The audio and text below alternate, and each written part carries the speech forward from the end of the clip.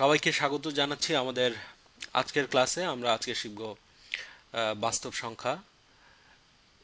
এটা ক্লাস 9-এর বইয়ের দ্বিতীয় অধ্যায়, বাস্তব সংখ্যা। প্রথমে আছে ক্যালকুলেটরের ব্যবহার। আমার ধারণা আমরা এটা সবাই পারি।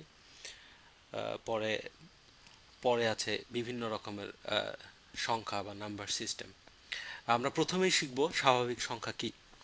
স্বাভাবিক সংখ্যা যেমন, যদি আমার কাছে 1 টাকা থাকে, আমি বলবো আমার কাছে 1 টাকা আছে, বা দুটি কলম আছে, দুটি কলম, 3টি কলা, যাই হোক, বা আমার কাছে 1000 টাকা, অথবা এরকম এরকম এই যেভাবে আমরা প্রতিদিন যেসব সংখ্যা ব্যবহার করি বিভিন্ন লেনদেন বা বিভিন্ন হিসাবপত্রে, সেগুলোকে আমরা স্বাভাবিক সংখ্যা বলবো। এবং এটা সাধারণত এন দিয়ে সূচিত করা হয়। এন ন্যাচারাল থেকে এসছে। স্বাভাবিক সংখ্যার সেট আমরা তাহলে পাচ্ছি 1, 2, 3, 4, 5, এইভাবে এভাবে করে করে হাজার, কোটি, লক্ষ, নিযুত, মিলিয়ন, বিলিয়ন যত আছে। তো এটাকে আমরা বলবো সাধারণ সংখ্যা এবং এন দ্বারা সূচিত করব আমরা। এখানে একটা ব্যাপার লক্ষণীয়, এখানে স্বাভাবিক সংখ্যার সবচেয়ে ক্ষুদ্রতম সংখ্যাটি হচ্ছে 1, এবং সবচেয়ে বৃহত্তম সংখ্যাটার কোনো সীমা পরিসীমা নেই। এভাবে অনেক দূর পর্যন্ত যেতে পারে, অসীম পর্যন্ত যেতে পারে। সুতরাং স্বাভাবিক সংখ্যার ক্ষুদ্রতম সংখ্যা আমরা পাই, কিন্তু বৃহত্তম সংখ্যা আসলে আমাদের পক্ষে জানা সম্ভব না, কারণ এই বৃহত্তমের কোনো শেষ নেই আসলে। তাহলে স্বাভাবিক সংখ্যা আমরা কি সেটা বুঝতে পারলাম। আচ্ছা, এখন এমন হতে পারে আমরা যদি দেখি যে 4 থেকে আমি 3 বিয়োগ দেব, আমার রেজাল্ট আসবে 1। অনুরূপভাবে আমি যদি 10 থেকে 2 বিয়োগ করি, তাহলে আমার রেজাল্ট আসবে 8। কিন্তু এমন যদি হয় আমি 3 থেকে 7 বিয়োগ করতে যাই, তাহলে কি হবে? 3 থেকে 7 বিয়োগ করলে হবে আসলে 4, কিন্তু মাইনাস, যেহেতু বড়, মানে আমি 3 থেকে 7 বিয়োগ করছি, সুতরাং চলে আসবে -4। তাহলে এখন আমরা দেখতে পাচ্ছি যে আমাদের মাইনাস সংখ্যার অবতারণা করতে হচ্ছে। এবং সেক্ষেত্রে আমরা যদি 1 থেকে 1 বিয়োগ করি, দুঃখিত, 1 বিয়োগ করি, তাহলে আমরা পাচ্ছি 0। তো আমরা দুটো জিনিসের অবতারণা করলাম, একটা হচ্ছে শূন্য এবং একটা হচ্ছে নেগেটিভ সংখ্যা। আচ্ছা, এই শূন্য এবং নেগেটিভ সংখ্যা এবং সাথে আগের স্বাভাবিক সংখ্যা মিলে আমরা আরেক ধরনের সংখ্যার প্রবর্তন করলাম, সেটাকে আমরা বলবো পূর্ণ সংখ্যা। পূর্ণ সংখ্যা, তাহলে পূর্ণ সংখ্যাটা কি দাঁড়াচ্ছে? আগে যা ছিল সেগুলো তো আছেই, 1, 2, 3, 4, এইভাবে করে করে এদিকে এদিকে আসছে -1, -2, -3, এইভাবে এইদিকে নেগেটিভ দিকেও যেতে থাকবে, এদিকে পজিটিভ দিকেও যেতে থাকবে। এবং এই সেটের এই যে সেট, এই সেটকে আমরা সাধারণত জেড দিয়ে সূচিত করি। তাহলে একটা জিনিস লক্ষণীয়, এই যে এই সেটটা, এই 1, 2, 3, 4 করে করে ইনফিনিটি পর্যন্ত, এটাকে কিন্তু আমাদের ছিল এন। তাহলে এখান থেকে স্পষ্টই দেখা যাচ্ছে যে N is a subset of Z. তার মানে ন্যাচারাল সংখ্যা ইজ এ সাবসেট অফ সকল পূর্ণ সংখ্যা। তাহলে আমরা দুটো জিনিস শিখলাম ইতিমধ্যে, সেটা একটা হচ্ছে স্বাভাবিক সংখ্যা, আর একটা হচ্ছে পূর্ণ সংখ্যা। আচ্ছা, এখন আমরা যদি ভাগ প্রক্রিয়ায় চলে যাই, আমরা যদি 4কে 2 দিয়ে ভাগ করি বা 4কে 3 দিয়ে ভাগ করি, তাহলে আমরা কি পাই? 4কে 3 দিয়ে ভাগ করলে আমরা যেটা পাই সেটা অবশ্যই পূর্ণ সংখ্যা না, কারণ 4কে 3 দিয়ে ভাগ করলে কখনোই পূর্ণ সংখ্যা পাওয়া সম্ভব না। 1 পয়েন্ট সামথিং সামথিং একটা কিছু পাওয়া যাবে। তাহলে এখানে আমরা দেখতে পাচ্ছি আরও এক ধরনের সংখ্যার অবতারণা আমরা করলাম, যেটা স্বাভাবিক সংখ্যা এবং আহ, পূর্ণ সংখ্যা থেকে একটু ভিন্ন। সেগুলোকে আমরা বলবো মূলদ সংখ্যা। মূলদ সংখ্যা, মূলদ সংখ্যা হচ্ছে সেই সংখ্যা যেগুলোকে আমরা দুটো দুটো পূর্ণ সংখ্যার অনুপাত আকারে লিখতে পারি। তাহলে কিরকম? মূলদ সংখ্যা আমরা কিউ দিয়ে সূচিত করি।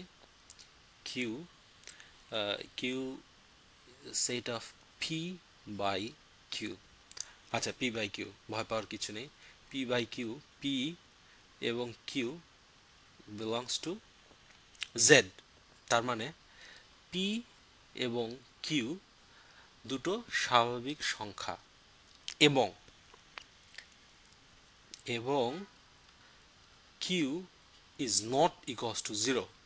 এই জিনিসটা কিন্তু খুব গুরুত্বপূর্ণ। কিউ জিরো না কেন? কারণ কিউ যেহেতু নিচে আছে, কিউ যেহেতু নিচে আছে, আমরা দেখতে পাচ্ছি কিউ আছে হচ্ছে নিচে এখানে। তো কিউ যদি নিচে থাকে, কোনো কিছুকে আমরা শূন্য দিয়ে ভাগ করলে, যে কোনো কিছুকে শূন্য দিয়ে ভাগ মানে কি? মানে আসলে কিছুই না, এটা আনডিফাইন্ড বা অসীম। এই জন্য আমরা এই এই এই কিউ কিউ এর মান যাতে কখনোই শূন্য না হয়, সেজন্য এখানে একটা কন্ডিশন দিয়ে দেওয়া হয়েছে, q should not be equals to zero. তাহলে মূলদ সংখ্যা হচ্ছে আমাদের মূলদ সংখ্যার সেট হচ্ছে কিউ। আচ্ছা, যেহেতু মূলদ সংখ্যা আছে, তাহলে মূলদ সংখ্যার ব্যাপারে আরেকটু আলোচনা করা যাক। মূলদ সংখ্যা যদি আমি বলি 16/4, মানে হচ্ছে 4, যদি আমি কাটাকাটি করি 4/1, এই 4 এবং 1-এর মধ্যে আর কোনো সাধারণ উৎপাদক নেই। তাহলে আহ, এই এমন একটা ক্ষেত্র আমাদের কিন্তু আসতে হবে মূলদ সংখ্যার ডিসিশনে পৌঁছাবার জন্য। তাহলে আমরা যদি বলি 3 কি একটি মূলদ সংখ্যা, তাহলে কি দাঁড়াবো? 3কে আমরা কিন্তু 3কে আমরা প্রকাশ করতে পারি 6/2। এভাবে কিন্তু আমরা 3কে প্রকাশ করতে পারি। তাহলে 3 একটি 3 একটি অবশ্যই 3 একটি মূলদ সংখ্যা। আচ্ছা, যেহেতু বলছি আমি মূলদ সংখ্যা, তাহলে এমন কিছু সংখ্যা থাকবে যেগুলো অমূলদ সংখ্যা। অমূলদ সংখ্যাটা তাহলে কি? মূলদ সংখ্যা। আচ্ছা, অমূলদ সংখ্যাটা কি তাহলে? অমূলদ সংখ্যা এমন সংখ্যা যেগুলো কোনো রেশিও দিয়ে প্রকাশ করা সম্ভব না। সেটা কিরকম? আমরা যদি বলি 2-এর বর্গমূল কত, 2-এর বর্গমূল কত, তাহলে আমরা দেখি যে 2-এর বর্গমূল 1.41 ডট ডট ডট এভাবে আসলে যেতেই থাকে, এবং কখনোই এটা এমন কোনো প্যাটার্ন ধরা পড়ে না যে রিপিট হওয়ার মতো। তো আমরা দেখছি √2-কে এমন কোনো সংখ্যা নেই, এমন কোনো সংখ্যা যুগল নেই যাদের অনুপাত হিসাবে √2-কে প্রকাশ করা যায়। সুতরাং √2 একটি অমূলদ সংখ্যা। আমাদের বইয়ে একটা প্রমাণ আছে যে প্রমাণ করো √2 একটি অমূলদ সংখ্যা। তাহলে আচ্ছা, প্রমাণটা আমরা চেষ্টা করি, প্রমাণটা করা যায় কিনা। √2 একটি অমূলদ সংখ্যা।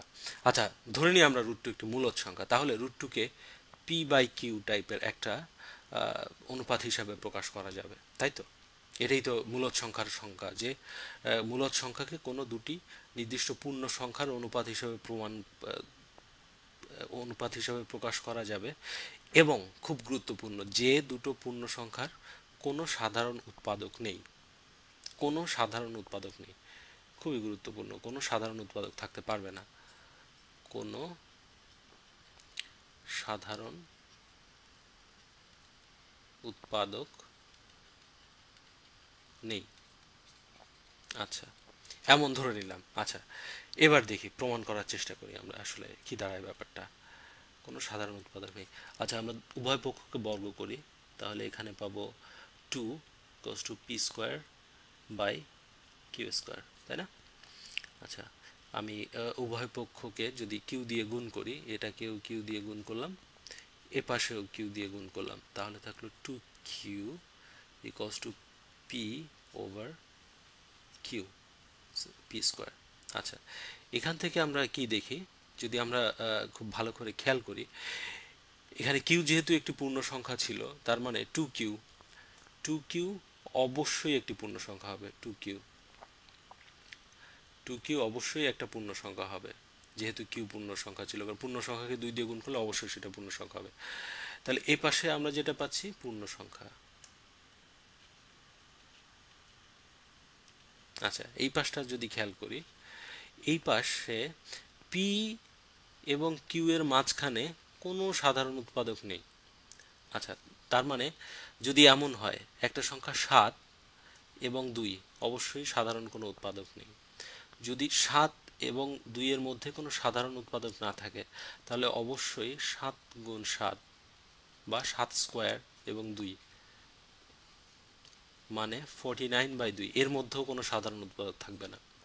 এটাই তো, 7 এবং 2 এর মাঝখানে যদি সাধারণ উৎপাদক না থাকে, তাহলে 7 স্কোয়ার এবং 2 এর মাঝখানেও কোনো সাধারণ উৎপাদক থাকবে না, তাই তো? অবশ্যই তাই। তাহলে এখানে দেখা যাচ্ছে এই দুটোর মাঝখানে যদি কোনো সাধারণ উৎপাদক না থাকে, তার তার মানে এটা ভাগ করলে কখনোই পূর্ণ সংখ্যা পাওয়া যাবে না। এখানে যে সংখ্যাটা পাবো সেটা ইজ নট ইকুয়ালস টু পূর্ণ সংখ্যা। পূর্ণ সংখ্যা, তাহলে এই পাশে যে পূর্ণ সংখ্যা, কিন্তু এই পাশে অপূর্ণ সংখ্যা। তার মানে আমরা যে যে ধারণা নিয়ে এই প্রমাণটা করা শুরু করেছিলাম, সেই ধারণাটা ভুল। অতএব √2 একটি অমূলদ সংখ্যা। প্রুভড। আশা করি বোঝা গেল।